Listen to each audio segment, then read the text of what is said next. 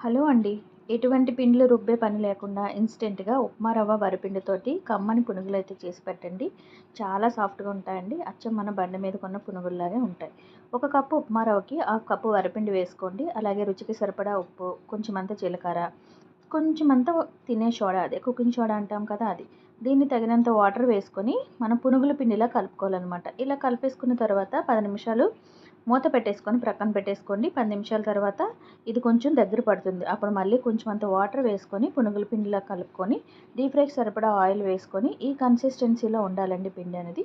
ఈ విధంగా ఫ్లేమ్ అనేది మీడియంలో పెట్టుకొని చిన్న చిన్న పునుగుల్లా వేసుకొని లైట్ గోల్డెన్ బ్రౌన్ కలర్ వచ్చేంత వరకు ఫ్రై చేసేసుకొని ప్లేట్లోకి వేసేసుకొని టమాటా పచ్చడి, ఉల్లిపాయలతో సర్వ్ చేసుకుంటే ఎంతో టేస్టీగా ఈ చల్లని సాయంత్రానికి వేడి వేడి పునుగులు రెడీ. చాలా సాఫ్ట్‌గా ఉంటాయండి. నచ్చితే ట్రై చేయండి. ఏ విధంగా వచ్చిందో కామెంట్ చేయండి. ప్లీజ్ నా ఛానల్ అయితే సబ్స్క్రైబ్ చేయండి. Thank you.